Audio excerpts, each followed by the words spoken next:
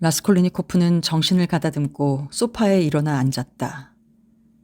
그는 라주미힌에게 손을 내줘 어머니와 누이 동생에 대한 조리 없는 열띤 위로의 말을 중지시킨 후 두 사람의 손을 잡고는 잠시 말없이 그들의 얼굴만 들여다보았다. 그들의 시선에는 고뇌에 가까운 강렬한 애정이 담겨져 있었으나 동시에 어떤 광적이라고도 할 만한 것까지 엿보였다. 로저야, 우린 아까 저녁 때 왔다. 하고 어머니가 말했다. 기차가 몹시 연착을 했어. 로저야, 나는 이제 무슨 일이 있어도 내 옆을 떠나지 않겠다. 오늘 밤은 여기서 자겠다. 나를 괴롭히지 말아줘요. 라스콜리니코프가 귀찮다는 듯이 말했다. 가요, 어머니. 잠깐 문 밖에라도 나갔다 옵시다. 두냐는 겁에 질려 중얼거렸다. 우린 지금 오빠를 괴롭히고 있어요. 보기만 해도 알 수 있잖아요. 그렇다고 얘야. 얼굴도 똑똑히 볼 수 없단 말이냐? 3년이나 헤어져 있었는데. 플리헤리아는 또 울음을 터뜨렸다. 어머니, 모두들 방해만 하니까 머리가 자꾸 혼란해져서 그래요. 루진을 만났습니까? 아니, 아직 못 만났다. 하지만 그는 우리가 도착한 걸 알고 있을 게다. 로자, 듣자니까 표트르 페트로비치가 친절하게도 오늘 너를 찾아왔었던 모양이구나. 어머니는 약간 주저하며 겨우 이렇게 덧붙였다. 예, 친절하게도. 한데 두냐야, 난 아까 루진에게 계단 아래로 던져버리겠다고 말해주었다. 그리고 쫓아버리고 말았지. 로자, 너 지금 무슨 말을 하는 거냐? 넌 아마... 너무나 놀란 플리헤리아는 이렇게 말을 꺼냈으나 두냐의 얼굴을 보자 입을 다물었다. 두냐, 나는 이 결혼엔 찬성할 수가 없다. 그러니까 너도 한마디로 루진을 거절해버리길 바란다. 집안에 그 녀석의 냄새도 나지 않게 말이다. 아휴, 이를 어쩌나... 하고 어머니가 외쳤다.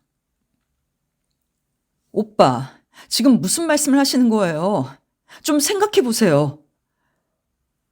두냐는 발끈해서 말을 꺼냈다. 그럴 순 없어요. 하고 두냐는 쏘아붙이듯 말을 이었다.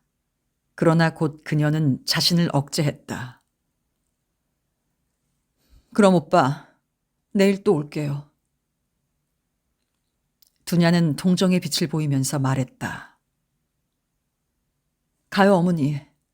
로자, 안녕. 두냐, 알겠니? 나는 헛소리를 하고 있는 게 아니다. 이 결혼은 정당한 게 아니야.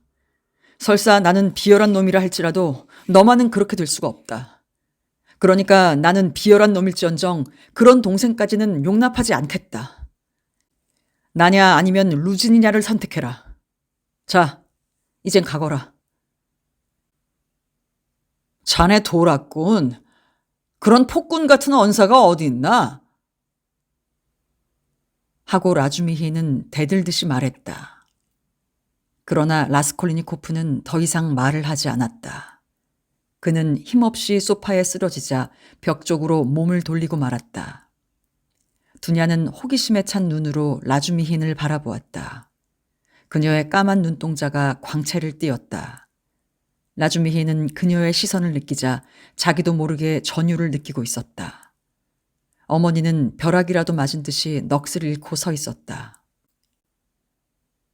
아무래도 나는 갈 수가 없어요. 나는 여기에 남아있겠어요. 당신이 두냐를 좀 바래다 주세요. 아이, 그러시면 정말 야단납니다. 라주미힌도 몹시 흥분해서 역시 속삭이듯 말했다. 어쨌든 층계까지만이라도 좀 나갑시다. 나스타샤, 등잔을 비춰줘. 층계에 나선 그는 거의 속삭이듯이 나직한 목소리로 말을 계속했다. 사실은 조금 전에도 로자는 우리들을 나와 의사까지도 마구 때리려고 덤볐습니다. 의사까지 말입니다. 그래도 의사는 흥분시키면 안 된다고 말하고 가버렸습니다.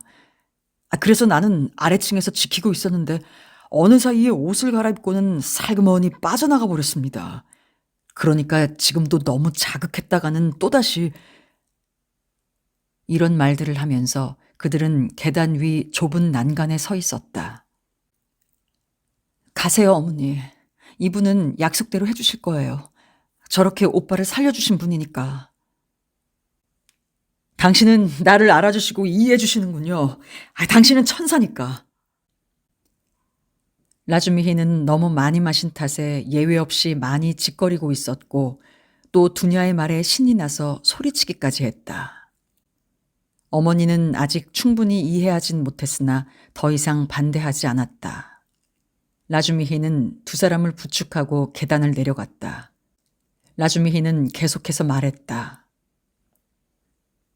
그 조시모프라는 의사도 아까는 로자가 정신 이상이 되지는 않았나 걱정하고 있었습니다.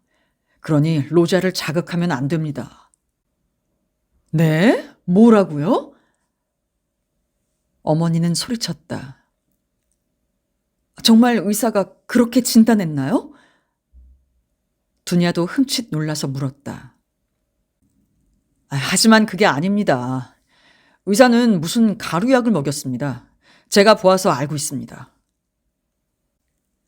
라주미히는 두 여인의 손을 꽉 쥐고 흔들면서 외쳤다. 그는 지나치게 짓거렸고 흥분해 있었다. 그리고 느닷없이 또 두냐에게 이렇게 말했다. 당신은 선과 순결의 예지와 그리고 완성의 원천입니다. 손을 주십시오, 손을. 당신도 어서 손을 주십시오. 나는 여기서 당장 무릎을 꿇고 당신들의 손에 키스하고 싶습니다. 그는 갑자기 보도 한가운데 무릎을 꿇었다.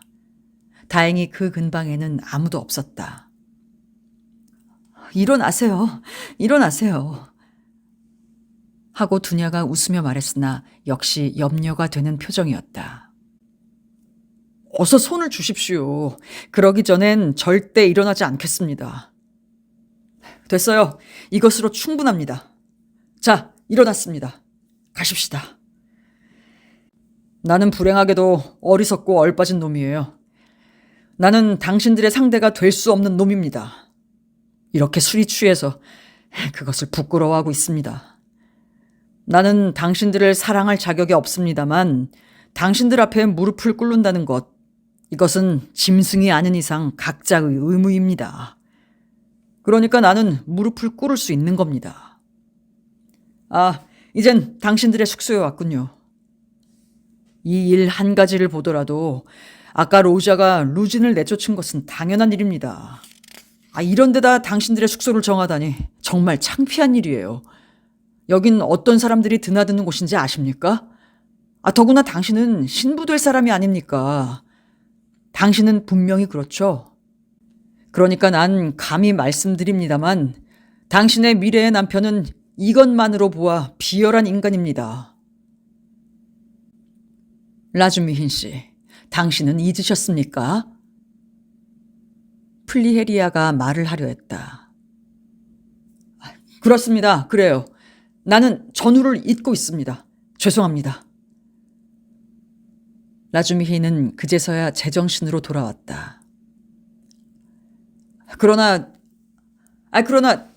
이런 말씀을 드렸다고 해서 당신들은 저를 노여워해서는 안 됩니다. 저는 성의껏 말씀드리는 것이지 결코 그 어떤 그렇다면 비열한 얘기입니다만 그러나 이젠 그만둡시다. 잠시 후에 소식을 가지고 다시 오겠습니다. 그리고 또 반시간 후에는 조시모프를 데리고 오겠습니다. 안녕히 단숨에 뛰어갔다 오겠습니다. 참, 두뇌치카. 이게 지금 어떻게 되어가는 것이니? 플리헤리아는 불안하여 더듬거리는 어조로 딸에게 말했다. 걱정 마세요, 어머니. 그는 술좌석에서 금방 온 듯하지만 그것도 하느님이 우리를 도우려고 보내신 거예요. 그인 믿을 만한 사람이에요. 틀림없어요. 더구나 그이가 지금까지 오빠를 위해서 애써주신 걸 보면 너한테 로자가 하는 말투는 그게 또 뭐냐. 하지만 내일이 되면 그 애는 반드시 마음을 돌이킬 거야. 나는 그렇게 믿는다. 하지만 난 오빠가 내일도 역시 같은 소리를 할 거라고 생각해요. 내 결혼 문제에 대해서만은. 어머니는 의자에 앉아 불안한 마음으로 라주미힌이 돌아오기를 기다렸다. 그녀는 역시 같은 기대로 혼자 생각에 잠겨 팔짱을 끼고 이리저리 방안을 거닐고 있는 딸의 모습을 겁먹은 눈으로 지켜보고 있었다. 생각에 잠긴 채 이렇게 이 구석에서 저 구석으로 오락가락하는 것이 이부도자의 버릇이었다. 그래서 어머니는 이럴 때는 늘 딸의 사색을 방해할까봐 두려워했다. 물론 라주미힌이 취중에 이부도자에게 열렬한 애정을 보인 것은 우스꽝스런 일이었다. 그러나 실제로 이부도자를 본 사람이면, 특히 그녀가 팔짱을 끼고 침울하게 생각에 잠긴 채 방안을 거닐고 있는 모습을 본 사람이라면 누구나 라주미힌의 평상시와는 다른 심적 상태를 이해하고 그를 관대히 용서했을 것이다. 그만큼 이부도자는 뛰어나게 아름다운 여자였다. 후리후리한 키에 놀랄 만큼 늘씬한 몸매, 그러면서 어딘지 모르게 강한 데가 있으며 스스로 믿는 데가 있는 듯한 인상을 풍겼다. 그리고 그녀는 하나하나의 동작에서 결코 부드러움과 우아함을 잃어버리지 않았다. 용모는 오빠를 닮았으나 그녀는 미인이라 해도 좋을 정도였다. 머리털은 오빠보다 좀 더 밝은 거무스름한 이맛빛이었다. 눈은 까만 편이고 긍지로 가득 차 있었다. 얼굴빛은 헬쑥했으나 병적인 것은 아니었다. 그녀는 건강하고 신선함으로 더욱 빛나 보였다. 라주미힌이 가고 나서 꼭 20분쯤 지났을 때 나지막하면서도 성급한 노크 소리가 2번 울렸다. 라주미힌이 돌아온 것이다.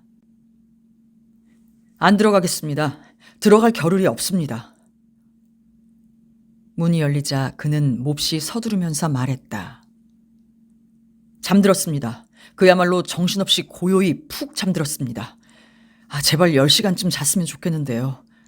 옆에는 나스타샤가 붙어 있습니다. 내가 갈 때까지 떠나지 말라고 일러두었습니다. 이제 곧 조시모프를 데리고 오겠습니다. 그 사람이 보고할 겁니다. 그러면 당신들도 편안히 주무실 수 있게 됩니다. 몹시 피곤해 보이는군요. 이렇게 말하고 그는 곧 2사람 곁을 떠나 복도를 달려갔다. 젊은 사람이 어쩌면 저렇게도 재빠르고 믿음직스러울까. 플리헤리아는 너무도 반가워서 이렇게 외쳤다. 정말 좋은 사람 같아 보여요. 두냐도 그렇게 대답하고 또다시 방안을 거닐었다. 1시간쯤 지났을 때 복도에 발소리가 들리고 곧 노크 소리가 났다. 과연 라주미힌이 조시모프를 데리고 온 것이다. 조시모프는 방으로 들어와서 2 모녀를 안심시킨 후 라스콜리니코프의 병세에 대해서 간단하게 설명하고 다시 자리에서 일어났다. 두냐는 감사의 뜻으로 조시모프에게 악수를 청했다. 이야기는 내일 하도록 하지요. 이제 그만 주무십시오. 부탁입니다. 라주미힌은 조시모프와 함께 나가면서 다짐을 주었다. 내일은 될 수 있는 한 일찍이 오도록 하겠습니다. 여보게, 아부도자 로마노브나는 굉장히 아름다운 아가씨인걸? 2사람이 밖으로 나왔을 때 조시모프는 침을 꿀꺽 삼키듯이 말했다. 아름답다고? 자네 아름답다고 했겠다. 라주미힌은 덤비듯이 말하고는 느닷없이 조시모프의 멱살을 잡았다. 만약 자네가 언제든 조금이라도 능청스러운 짓을 하게 되면 알겠나? 알겠어? 라주미힌은 조시모프의 멱살을 잡고 흔들어대며 벽에다 밀어붙이고 소리쳤다. 이건 놔, 주정뱅이 같으니. 조시모프는 몸을 뒤틀었다. 그리고 상대방의 손을 놓자 한참 동안 친구의 얼굴을 바라보고 있다가 벼란간 배를 움켜쥐고 웃어댔다. 라즈미히는 두 손을 축 늘어뜨리고서 침울하고 심각한 표정으로 그 앞에 서 있었다. 내가 바보야. 비구름처럼 음울한 표정을 하고 그는 이렇게 되풀이했다. 하지만 자네도 역시. 아니, 난 절대로 그렇지가 않아. 나는 그런 망상은 하지 않네. 그들은 묵묵히 걸었다. 겨우 라스콜리니코프의 하숙 근처에 도달했을 때 두 사람은 안주인 방과 부엌으로 각기 잠자리를 찾아 헤어졌다.